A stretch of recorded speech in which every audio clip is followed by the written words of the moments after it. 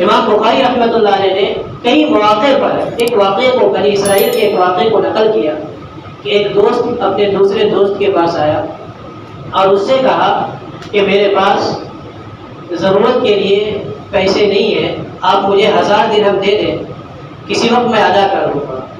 قرآن کا حکم یہ ہے کہ جب تم قرض لو، یا ایھا الذین آمنوا اذا تداینتم بدین الی اجل مسمى فاکتبوہ، کہ جب تم کسی مدت کے لیے قرض لو تو اس کو لکھ لیا کرو۔ قرآن کا یہ حکم ہے، قرض لو تو اسے بھی لکھ لو اور قرض دو تو اسے بھی لکھ لو، تاکہ بعد میں لڑائی جھگڑے کی نوبت نہ آئے، فساد کی نوبت نہ آئے اور الجھنے کی نوبت نہ آئے۔ تو اس آدمی نے کہا کہ بھائی آپ 1000 درہم مجھ سے مانگ رہے ہو، تو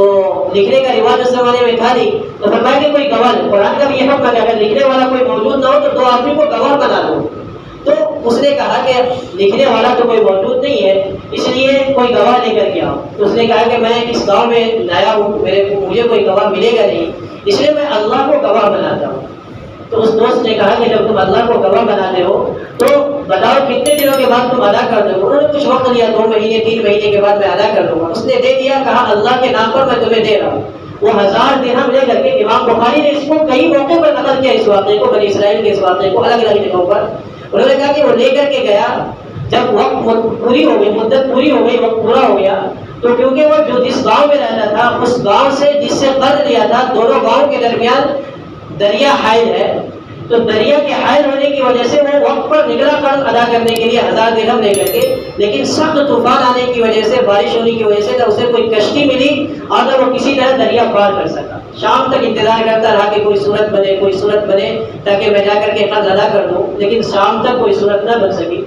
تو وہ سوچنے لگا کہ اللہ، میں نے آپ کو گواہ بنایا تھا، اگر میں نہیں ادا کروں گا تو اس کے دل میں کیا بات آئے گی کہ اللہ کو گواہ بنا کر کے بھی اس نے قرض ادا نہیں کیا۔ اس نے ایک لکڑی لی اور لکڑی کو اس میں سوراخ کیا، بڑی سی لکڑی لے کر کے، اور اس میں سوراخ کر کے 1000 درہم اس کے اندر ڈال دیا، ایک پرچی لکھی کہ دیکھو میں نے اللہ کو گواہ بنا کر کے تم سے قرض لیا تھا، اب بارش سخت ہے، طوفان بھی ہے دریا کے اندر، میں نہیں آ سکتا، کشتی بھی نہیں مل پا رہی ہے، لیکن کیونکہ اللہ کو حاضر ناظر سمجھ کر کے، اللہ کو گواہ بنا کر کے میں نے لیا تھا، میں اس لکڑی میں ڈال کر کے دریا کے حوالے کرتا ہوں، جس اللہ کو گواہ بنایا تھا وہ اللہ سے امید ہے کہ وہ اللہ پہنچا دے گا۔